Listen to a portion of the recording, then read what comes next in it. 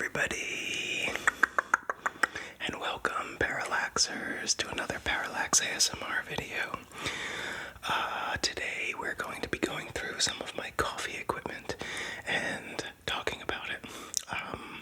But first, make sure you have a cup of coffee, unless it's late at night.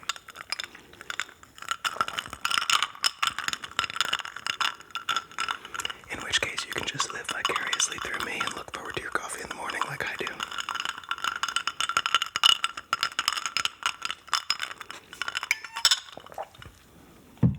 Okay, let's get started. I'm excited to share all of this with you. Where to begin? Well, I guess I should begin with how I brew coffee most mornings. I use the Breville Precision Pro. It is an electric coffee maker that is ridiculously expensive, and I would never buy it myself, and I don't recommend that you buy it just because of the price. However, and I didn't buy it, by the way, a friend gave it to me. However, it does make really good coffee, and it's super convenient. So most weekdays when I am looking to get to work as quickly as possible, I will use this. So I didn't bring the entire machine because it's very big and clunky, but this is the carafe. It's a thermal carafe, so if you're going to buy a coffee machine, there are going to be so many tangents in this video, so I hope you're prepared. If you're going to buy an electric coffee maker, I would definitely recommend getting a thermal carafe. The hot plate, a lot of coffee makers have a glass carafe, and the glass loses heat very quickly, unless it's insulated. If you have an insulated carafe, then that's fine. I can't say I've seen any coffee makers with an insulated glass carafe, though. So this is an insulated stainless steel carafe, or thermal carafe is what they call it. So there's no hot plate under this when it's in the coffee machine. Hot coffee pours into the top from the machine.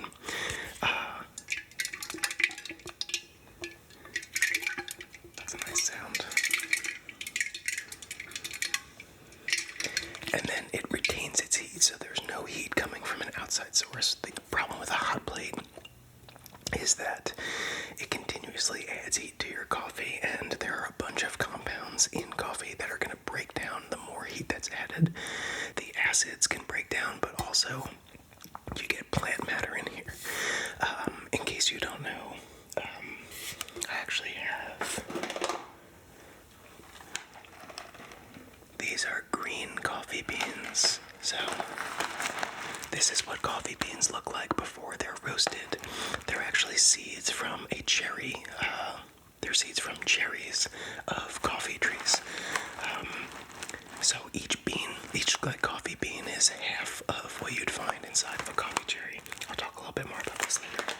So anyway, you get plant matter in your coffee. It makes its way through the filter.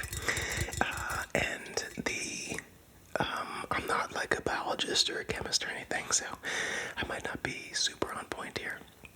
But the plant cell walls can actually break down as you add more and more heat, and that will leave a really bitter taste in your coffee. So you don't want to do that. You want to add just the right amount of heat and not overdo it.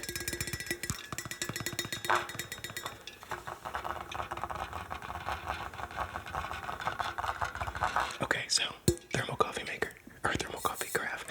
I would not recommend the Breville Precision Pro, just because it's really expensive and it's unnecessary.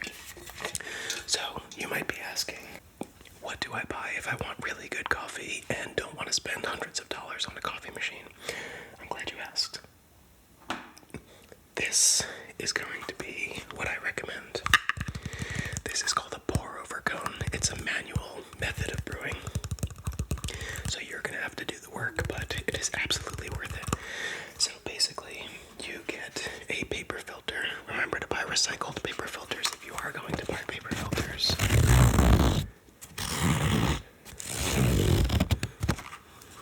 And unbleached. You want unbleached paper filters.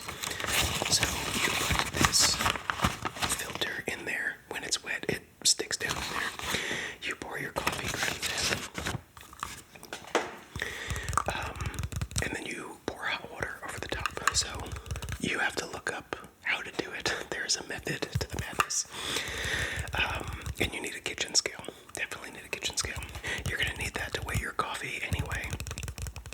But make sure you get a good kitchen scale that can go to at least the gram.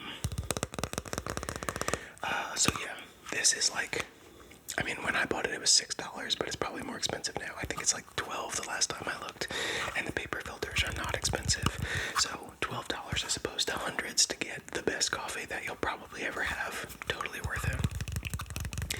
It is a little time consuming, especially because I'm going to recommend that you grind your own coffee. I'll get to that later. But it is absolutely worth it, and in my opinion, it's worth it to do that every morning rather than buy a several $100 coffee machine to do it for you.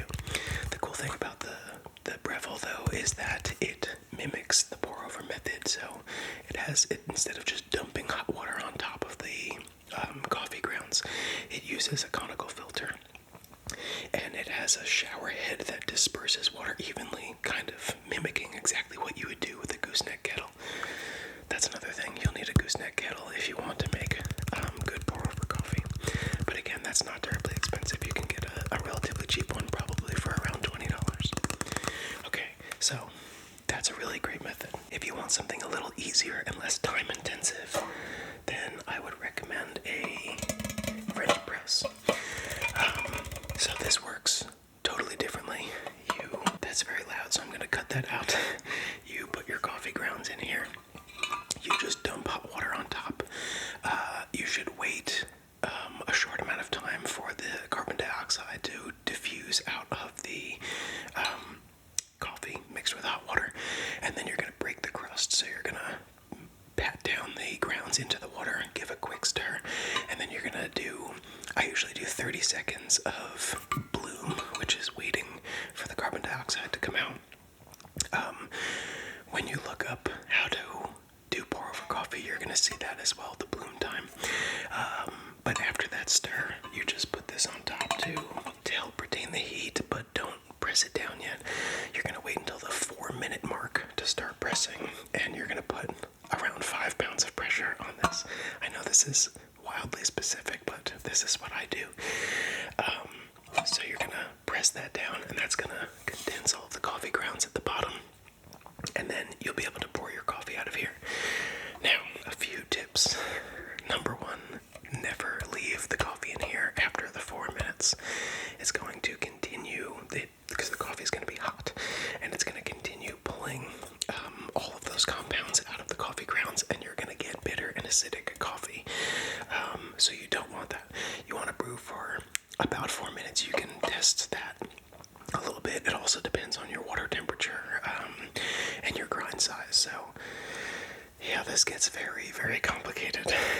But it doesn't have to be. It can be really simple. So if you just get a French press, if you're looking to experiment with manual brewing methods, I would 100% recommend getting a French press. It's probably the easiest one that I've ever done. You dump the coffee grounds in, you dump the water in, you wait 30 seconds, you stir, you cap it to retain heat, you wait until the 4-minute mark, and then you press and pour. It's super easy. It doesn't have to be very complicated, and you'll probably get way better coffee out of this than you would from like a single serve machine. Okay, enough of the French press. Another method that I use, actually, I'm gonna get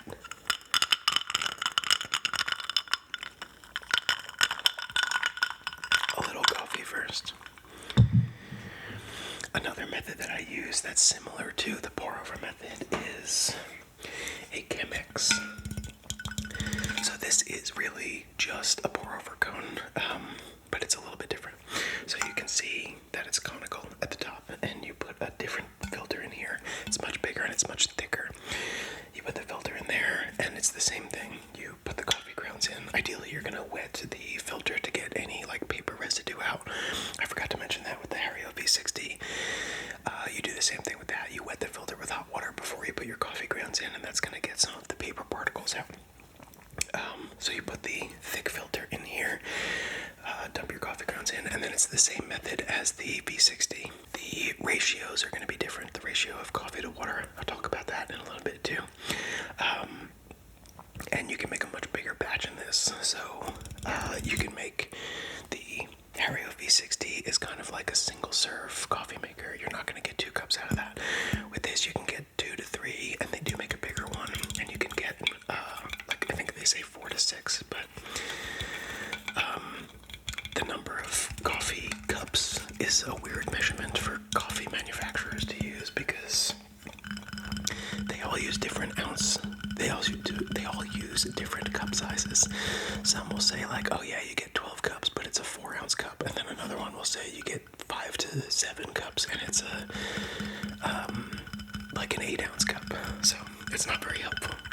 But anyway, you get like 2 to 4 servings of coffee from this, and then you can get more from the larger one. This is more expensive than the Hario V60, so if you're looking for an inexpensive way to get into pour-over coffee, I would go the single-serve one, unless you always make more than 1 cup. Like if you're making for someone you live with, or you drink a lot of coffee like I do. Let's move on. I also have this cold brew carafe. So I actually don't like this one very much. I do use this, but I don't use it the way that they intended. So this has a cap with like a rubber gasket on it, and if you've ever seen like a water diffuser, that's kind of what that looks like. It's this metal cylinder that hangs in the middle, and you put stuff in the metal cylinder, and then the water can seep in and out, but whatever you put in the middle can't. So it's a convenient way to make cold brew. If you don't know, cold brew is a different way of extracting all of the good stuff from ground coffee. With hot coffee, you're using heat to extract things. And when you put coffee grounds in water, those compounds are going to extract no matter what. But at lower temperatures, it happens at a much slower rate. So with cold brew, instead of a 4-minute brew time, which is pretty standard among most hot coffee brewing methods, you have 12 to 24 hours, and sometimes even a little bit longer. So the room temperature water, or the cold water, extracts at a much slower rate, so you have a longer brew time. This is partially why I find coffee fun, because dialing in really good coffee is an iterative process. I'll talk about that in a little bit too. But anyway, cold brew is really good if you like to drink iced coffee, like I do. It's really good if you want a cheap way of making really good coffee, because you don't have to get any special equipment for this. You can do it in a big bowl if you really wanted to, or, like a carafe that you already have. You don't have to buy anything. And cold brew is really good if you drink a lot of coffee and kind of need like a lot of caffeine, like some people I know. I won't say who,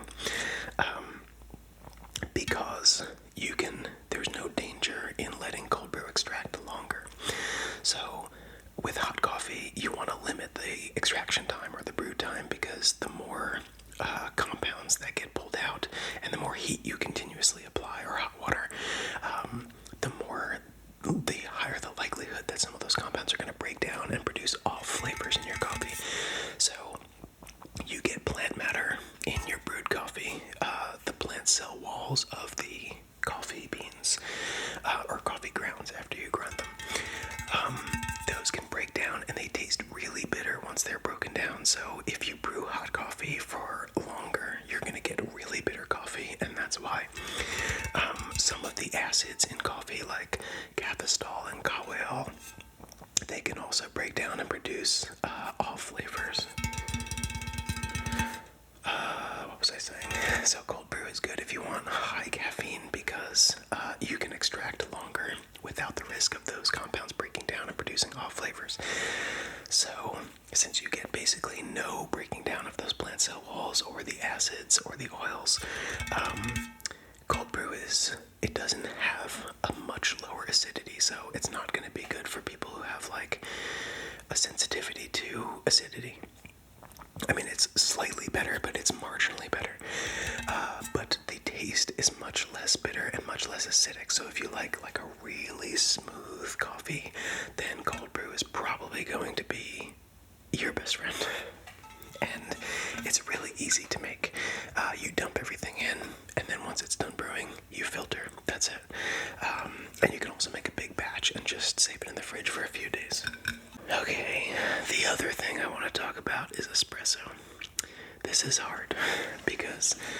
espresso is kind of a different beast entirely. Theoretically, it's very similar to all other brewing methods. You use water to pull compounds out of ground coffee. That's it. With espresso, though, you use a very finely ground coffee. I guess now is a good time to address a misconception that I know of. A lot of people think that espresso beans are different than coffee beans. They're not. Espresso beans don't exist. They're just coffee beans, and the only thing that makes it espresso is how finely you grind. So if you see, like, French press has a very coarse grind size. Pour over coffee has a finer grind size. Espresso has the finest grind. Well, actually, that's not true. Turkish coffee has the finest grind size. But espresso has a much finer grind size than what you're used to if you don't make espresso. So the issue with espresso is that the equipment is either really expensive, like really expensive. If you want a good espresso machine, I would not spend under $1,000. And for a lot of people, that's totally unjustified, and I 100% understand that. The problem is that it's either really expensive or it's really, really finicky. I do have an electric espresso machine, and it's really nice. The other problem with espresso is that it's expensive or finicky, but in either case, it can make a wider range of coffee drinks. So if you just like drinking coffee and you just put milk or milk and sugar in your coffee or creamer or whatever, then I would stay away from espresso. If you like cortadas and lattes and cappuccinos and frappes and all of these other crazy coffee drinks, even Americanos, mochas, flat mochas, white mochas, there are dozens. If you like those, you kind of have to have espresso. You can do it with like a super bold coffee. Like if you overbrew coffee, like a higher ratio of coffee grounds to water by weight, you can get by. But if you like those drinks, you're either going to have an expensive espresso machine or a very finicky manual espresso machine. Speaking of manual espresso machines, I have this. This is actually a traveling case for the manual espresso machine. And while it is clunky and inconvenient to maneuver, I am going to show you because it's really cool. I guess I opened it the wrong way. It's even clunkier than I anticipated. So, I'm not going to show you. Can you see that? Can you see that? It's a shame because this is really cool. It's just very difficult to maneuver around all of my recording equipment. Let me put this down and explain to you what this is. And while I explain that to you, I'll show you some of the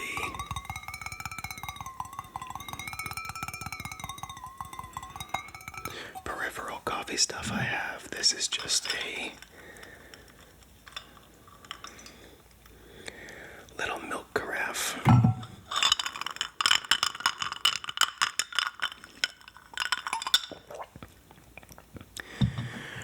Oh my goodness, that is good. Okay. This is just a little coffee scoop. It's like a fancy little wooden scoop. Totally unnecessary, but I like it. What was I saying? Espresso. Oh, the manual espresso maker.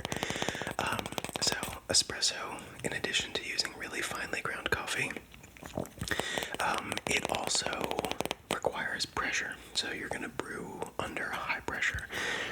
9 bars is the industry standard. A lot of electric espresso machines don't reach that, so it's definitely possible to brew espresso, like decent espresso, probably needs 8 to 9 bars.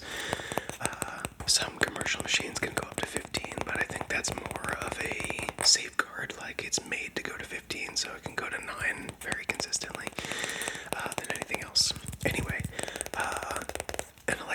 espresso maker usually uses a water pump to create that pressure. So it forces water into the brewing chamber. And then it compacts the puck, soaks through the puck, and eventually flows out the bottom of the, what the heck is it called? Portafilter. With a manual espresso maker, you don't have, I keep wanting to call it a machine, but it's not really, I mean, I guess it is a machine, technically. Okay, let's move on. This is just an espresso mug, because you gotta be fancy when you're drinking espresso. I lost my train of thought again. Something about espresso. Oh yeah, the pressure. So with a manual espresso maker, you have a lever, and you press that down. It takes a ton of force. And you press that down, and that forces the hot water through the puck of coffee and out through the portafilter. It's a really fun process making espresso with that manual espresso maker, but like I said, it's so finicky.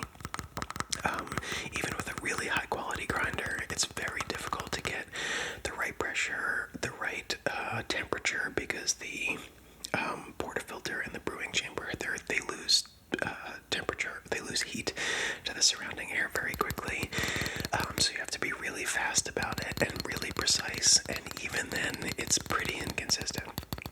So that particular espresso maker, it's the Flare Neo 2, I believe. I wouldn't recommend that, honestly. It's just too finicky to be worth it. It's a cool thing to have, but I wouldn't say you should go out and buy it. Maybe look into others. I know the something Roboto. I've heard good things about that. And the Flare 2, so not the Neo line. I think that one is the one with the heated brewing chamber, which helps with temperature control. So I've heard. I can't say one way or the other. But, yeah, that's that. So if you like espresso, I'm sorry to say, you're either going to have a finicky coffee maker or you're going to have a really expensive one. Okay, let's move on. I have, I think, just one more method of brewing, which is kind of like a niche method. So this is a travel espresso maker.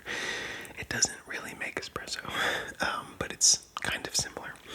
So the cool thing about this is that it's made for travel, so you can make espresso on the go. So basically, this pops off, and then you unscrew this, and in here goes a coffee pod.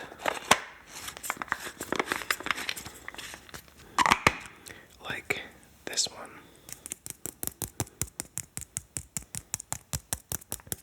If you're familiar with single-serve espresso makers, then you probably know the brand. If you don't, and you end up wanting one of these, I don't expect anybody really to want one of these. Just look up what these take. It might be different because a few companies make these now. I have to mention that I just put this down, and it fits literally perfectly in here with almost no wiggle room. That's very satisfying and random. Yeah, so you put the pod in here. You put hot water in the chamber, and then this is a cup. So you unscrew that, and this pops out, and then you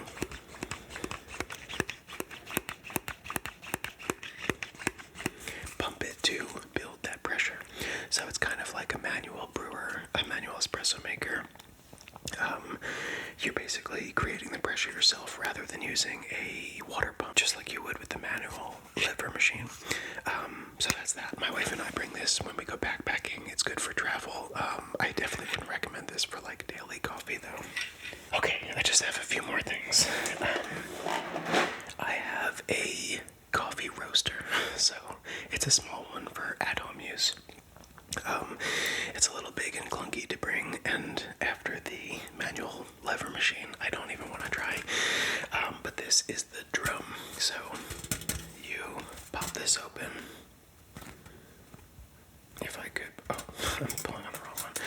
You put the coffee machine that's preheated, and it spins this and moves the beans around as heat is applied. So in case you didn't know, coffee roasting is literally roasting the cherries of coffee beans. And as I mentioned before, this is what unroasted coffee beans look like. They're green, and they're the seeds from cherries of a coffee tree. I used to co-own a coffee roasting company, and I got really into roasting coffee, as you might have guessed. So I needed some way to do it at home, so I just bought a coffee roaster, and I do that from time to time. That's a lot of fun, but it's also a lot of work. Okay, next I have this, which is a holder for coffee beans. The cool thing about this is that it is vacuum sealed, so when you're ready to use it, you press this button, and then you can open it and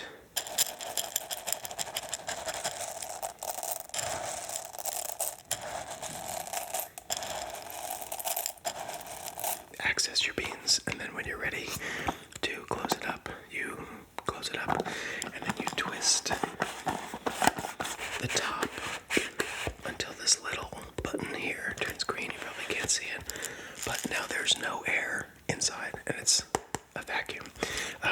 This is really good because after you roast coffee beans, as soon as you start roasting them, they start losing freshness. So you want to wait 5 to 7 days after roasting before using your coffee. But you also want to use it within like 2 to 4 weeks, ideally. You'll probably start noticing that it's starting to go stale within like 3. But if you do buy fresh coffee and you wait that 7 days, you'll still have much better coffee at 4 weeks than you would like a commercial brand that sits on the shelf for 6 months to a year, or even longer sometimes. This is a really good investment. You don't have to get this exact one. This is made by Fellow, and I really like these. You can get anything though. Even honestly, keeping your coffee in a Ziploc container and like squeezing the air out is probably gonna be better than just leaving it out on the counter or in like a paper bag. But ideally, you want something that creates a vacuum to keep your coffee fresher for longer. It's just oxygen. The oxidation process begins anytime, or I guess progresses, anytime your coffee beans are exposed to open air. So you want to reduce that. It's kind of similar to wine, where you don't want oxygen to interact with the wine. Okay, since this video is already way longer than I anticipated, I'm gonna move on. There's lots more to say, but I have to rush through this a little bit. So the 2 things I have left are what I believe are the most important things that you can invest in to make better coffee at home. Number 1 is a coffee grinder.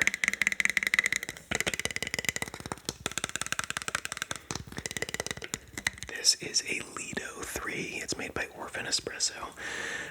I don't think they make this one anymore. I got this many years ago. The last time I checked, the Lido OE, I think, was their most recent model. These are machined by a single person, or at least they were when I bought it. I forget where he's located, but it's like a high-precision conical burr grinder. You definitely want a conical burr grinder and not a blade grinder. Coffee is all about consistency and freshness, but when it comes to consistency, one of the best ways to be consistent is to grind your coffee to a consistent grind size. So if you put your coffee in a blade grinder, that's gonna chop up the coffee into randomly sized pieces. A conical burr grinder is shaped like a cone, as you might have guessed, and as soon as they're the right size, they fall through the cracks and into the collection cup. So this is a manual grinder. You swing this arm out, take the stopper off,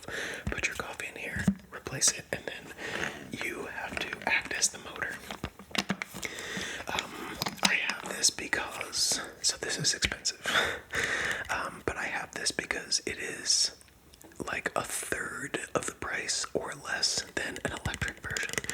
So because this doesn't have a motor, you're not paying for the machinery, you're just paying for the precision of the conical burrs. You can invest in an electric conical burr grinder, and if you really want the convenience, you can get a decent one for, you might have sticker shock when I say this, like $500, but I personally would recommend, if you're going to go the electric route, try not to spend less than $1,000. And I get that this is probably crazy to some people.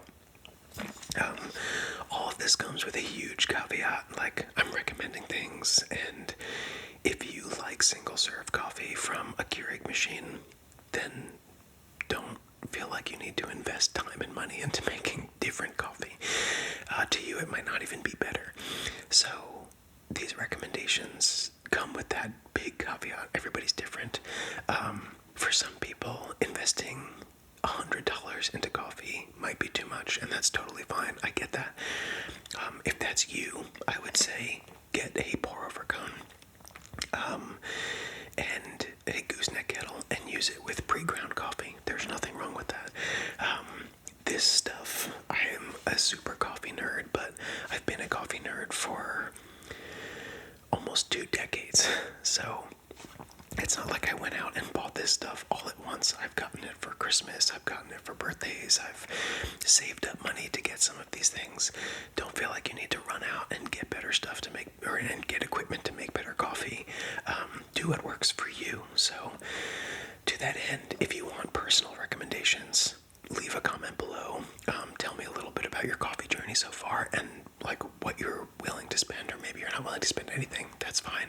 Tell me, and I can tell you a little bit about how to make better coffee at home for you. Okay, so that's a grinder. If you do want to make better coffee at home, I think a conical burr grinder is the best investment you can make. You don't have to spend hundreds of dollars on a manual grinder, and you don't have to spend thousands on an electric grinder.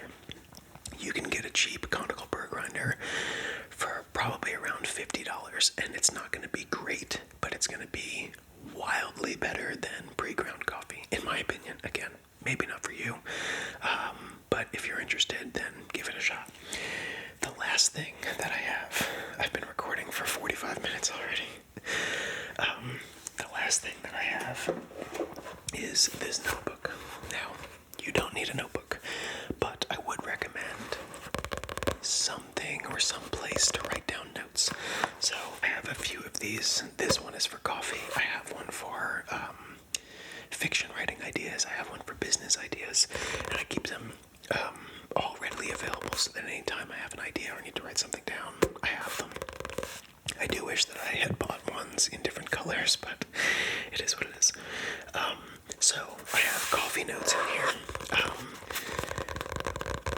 Now I kind of have my coffee dialed in to exactly what my wife and I like, but I didn't initially. So when I first made French press coffee, I didn't know what ratio of grounds to water I should use. I didn't know exactly how long I should steep the grounds. I didn't know all these things with pour-over coffee. I didn't know how long of a bloom time worked for us. I didn't know the ratio of coffee to water.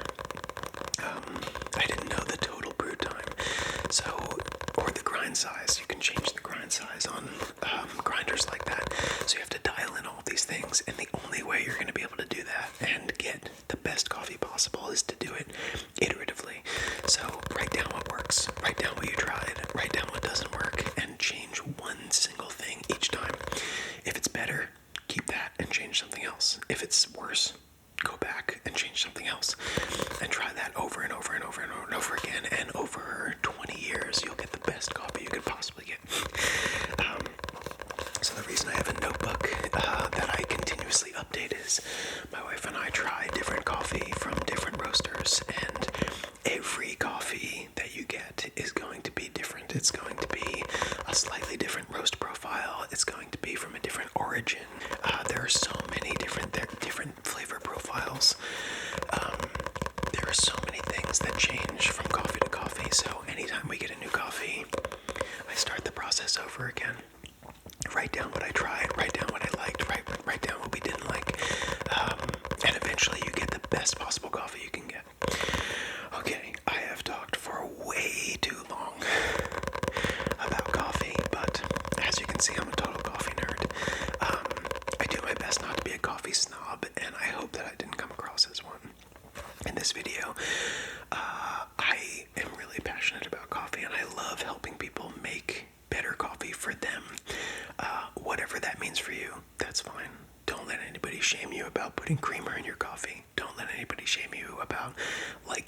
coffee. I wish I liked Keurig coffee because it's so convenient.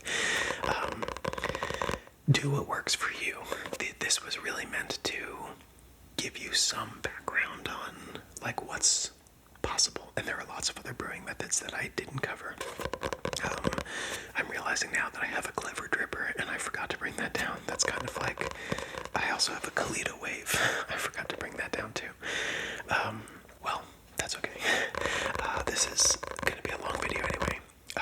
Okay, so to wrap up, do what works for you. Again, if you want recommendations, leave a comment down below. Tell me about where you are in your coffee journey, and I'll help you out. Thank you so much for joining me, and I hope to see you in